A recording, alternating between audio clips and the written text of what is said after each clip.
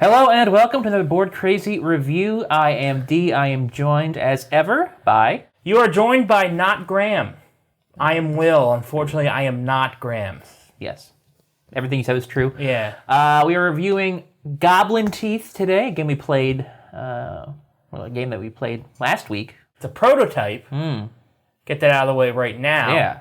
That just like when we did Alder Quest not too long ago, this review is for a prototype.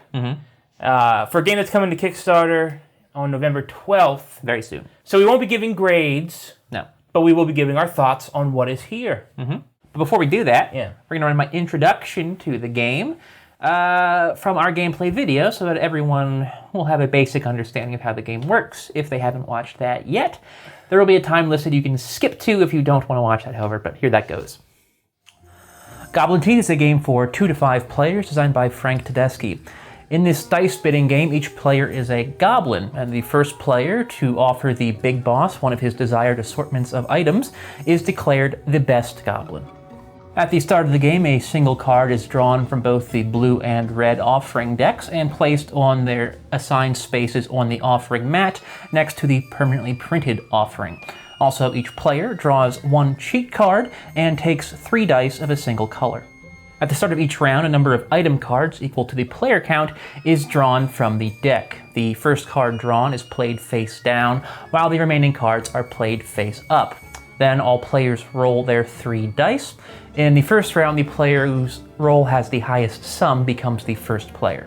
Players take turns in clockwise order. At the start of a player's turn, they may play any number of cheat cards they have in their hand in front of either themselves or an opponent and immediately carry out any necessary effects. Once this is done, the player then must place one of their remaining dice. Dice may be placed on either one of the items or the altar next to the cheat deck. Dice placed on items are counted as bids towards that item, while a die placed on the altar allows a player to either draw 1 card from the cheat deck or clear all cheat cards in front of 1 player. A player may place multiple dice on a single item, but a player's individual bid may never be greater than 10, and a player may also never place a die on an item if it would result in a tie with another player. Once the round is over, the players who won their items claim them, and the player who won the face-down item becomes the first player. If any players did not win any items, they get to draw a cheat card. If, at the end of a round, a player has collected all of the required items for a single offering, they reveal those cards and win the game. If multiple players finish at the same time, then which offering they've made determines the tiebreaker. The permanently printed offering is considered the most valuable, then the red, then the blue. So, okay, Will, Goblin Teeth.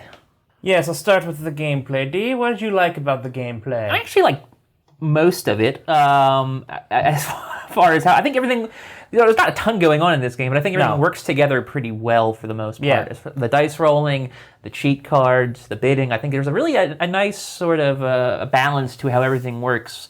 It's a take that game kind of, but it's a satisfying sort of experience to because this is a game where you use your rolls to bid. So a low roll will not seem particularly good at first. A high roll might seem very good at first. But the game provides so many ways to turn the tables and adjust things that you actually do have to think about it and plan out your order of how you want to do things on your turn and everything. Yeah, it is. It's well balanced. I agree. Because you would think in a game where you're trying to bid using you only get 3 dice per round to bid, and you're bidding on 3 items, you might want 1 or 2 of those.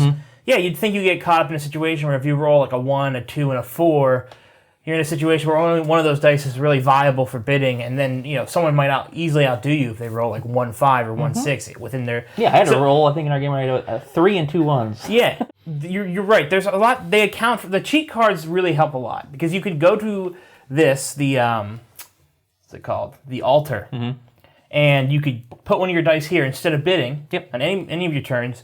Use it to collect a cheat card. You can also use it to usefully remove a cheat card that might be hurting you in the moment. Or helping someone else. Most of the time, you're going to be using it probably to draw cheats. Yeah. Which you would think that seems like wasting my turn, not bidding. No. But you're not, because these cheats, a lot of them allow you to do things like move dice around. They change the game. The number values on dice. And I will say that I like the name cheat card.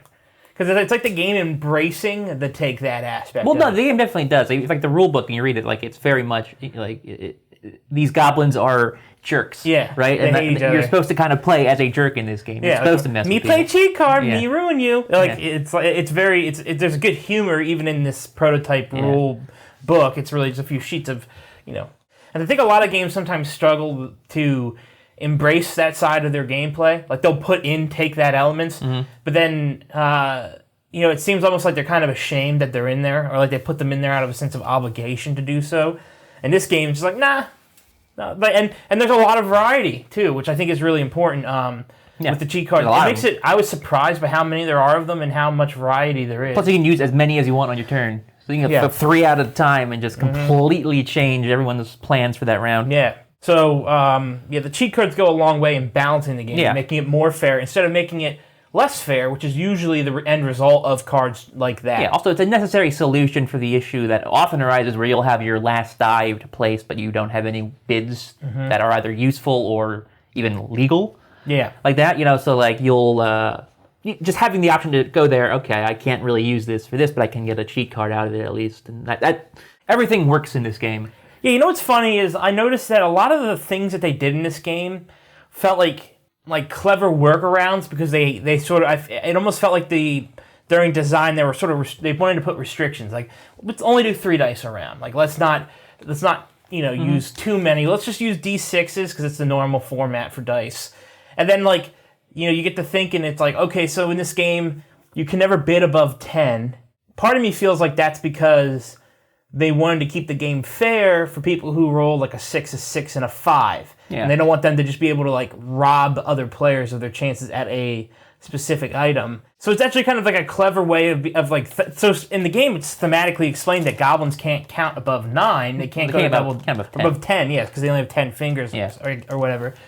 It also then creates in and of itself its own gameplay problem that you have to solve. Yeah. Where it's like you see someone rolls like a 6, a 4, and a 3, and they put the 6 down on the one you want, and the next round they can put the 4 there and max it out. So you're like, okay, I'm going to ignore that one. Yeah, or do I have to use a cheat now to make their 6 a 4, and then the most they can put there now is an 8, because now they have a 4, a 4, and a 3. They can't put 11 on it. Stuff like that, you think that sounds so simple, but it's actually a lot of fun to execute your strategy there. And the tiebreaker thing is the same kind of thing where you cannot make a tie on one of the cards, so the order in which you play can be altered by the strategy required to avoid ties. Yep. So there can be a situation where you might want to play a lower die first, have someone put their bigger one out, then go big. And then go over the top, yeah. Yeah, instead of, starting with the big bang. Yep. Like, it's such an easy rule, but you're right. It adds so much nuance and thinking to it. You have to really it's only 3 dice. So it's a puzzle that I think most people could solve. Oh, it's not hard. You don't need to be that adept at math. But yeah, you can't you do have to pay attention. Unless you're Dan and somehow you can still mess it up with 3 dice. I don't know. He had a few plays that were like, huh. But whatever. But yeah, no, I think all of that works quite nicely. Also, the having the one card face down is good. Not only mysteries are kind of fun. You don't sort of push your luck, kind of what am I bidding on here, sort of thing. But also, it gets you the first player token. Yes. So there's also that added advantage because it is usually better to go first in this game. Yeah, it's better to go first. And when you bid on a blind one, you can end up getting one you don't need or you already have. Or you just happen to get the one or you happen to get the exact one you need, and, which has happened in some of our playthroughs. So it's a minor thing, but again, it's another little detail that I think really makes the game more fun. They did a really great job of matching a theme to it. A lot of times you can play games that have mechanics that are this intuitive that you can't really do a theme because it's almost too streamlined but then this game I feel like you could say that the theme is just like an excuse for some of the decisions they made design wise. Maybe that's true, but at the end of the day I don't know. I like it. I like that the rulebook is like they can't count above 10. I like that it justifies the cheat cards by their jerks. Yeah.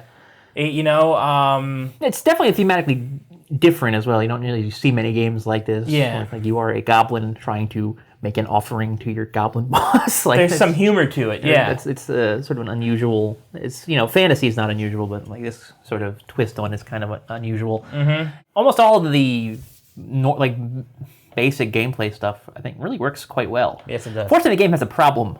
I think I know what you're going to say, because it's probably my main criticism of the gameplay. It's right in front of you. This. Yeah. Mm-hmm. Yep.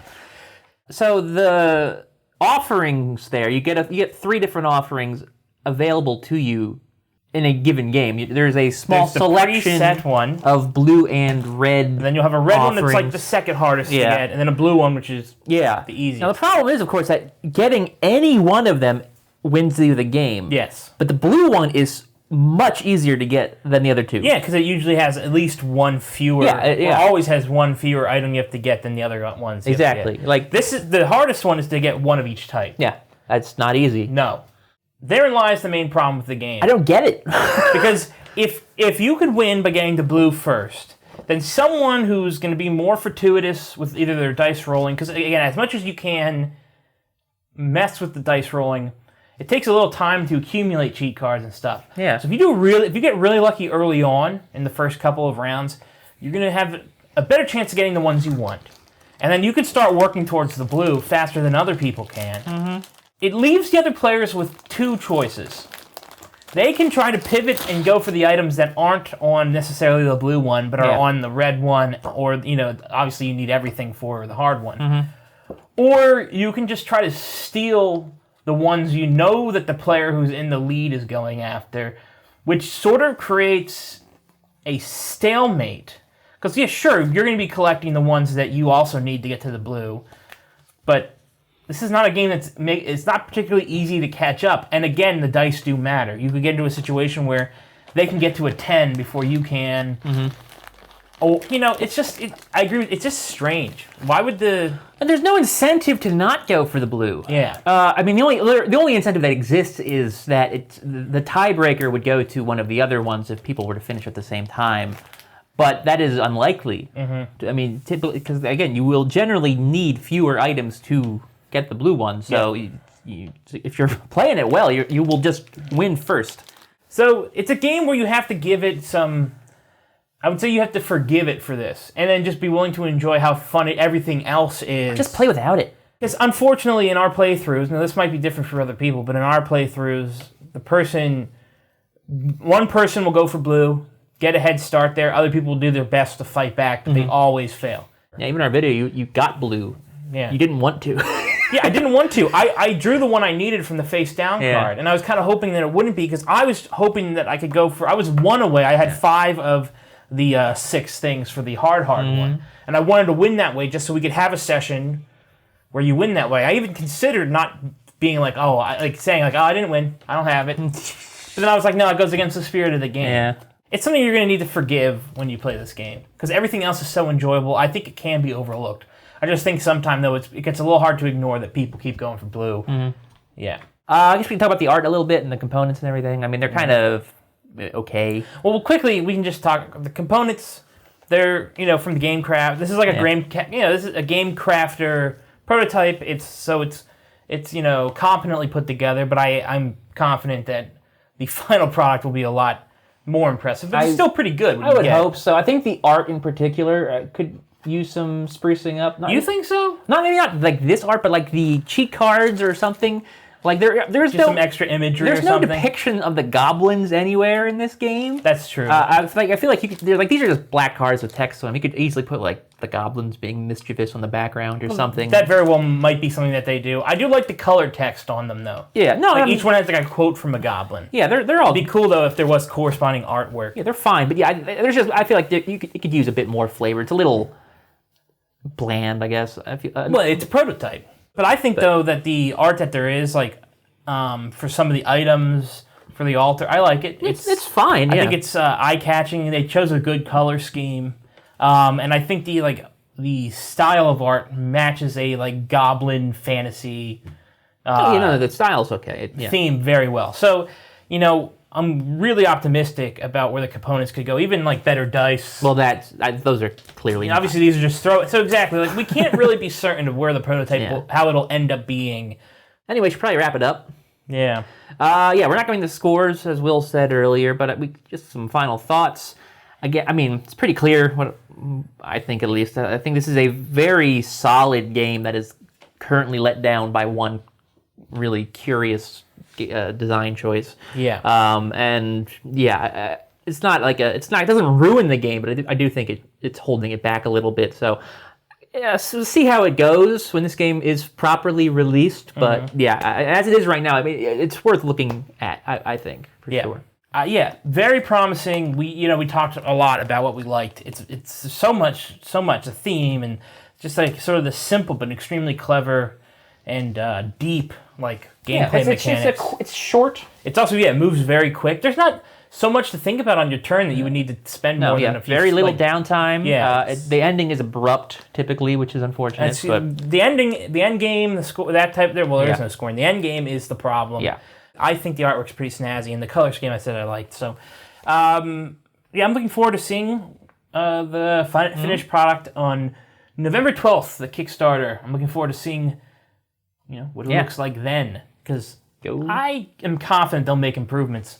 If this is all we ever get for this game, I still enjoyed it and would want to play it again. Sure. That's a good sign. Yeah, so those are our thoughts on Goblin Teeth. Big thank you to Jellybean Games for sending us this prototype. If you enjoyed this video that we did here, please give us a like, a comment if you have any thoughts on the game or our thoughts on the game. And you can, of course, subscribe to the channel if you haven't yet for videos every Wednesday and Friday. And you can come back Friday for our next gameplay video where we're going to war, aren't we? Oh, we should apologize. I don't know if you got his name right. So in the video, you took a gamble. I did. I said Tedeschi. That's what it kind of looks like to me. I said it might be Tedeschi. Could be Tedeschi. But Tedeschi sort of sounds Japanese to me. Yes. It could be Tedeschi. We just don't know. Oh, you weren't even sure. You were just pointing it out. I'm just pointing out that you may have gotten it wrong, and if we did, we apologize. Yes. Well, if he did, I'm not apologizing. He should apologize. De-apologize. No. Thank you for watching, everybody. Until next time, goodbye. Yes. See you next time.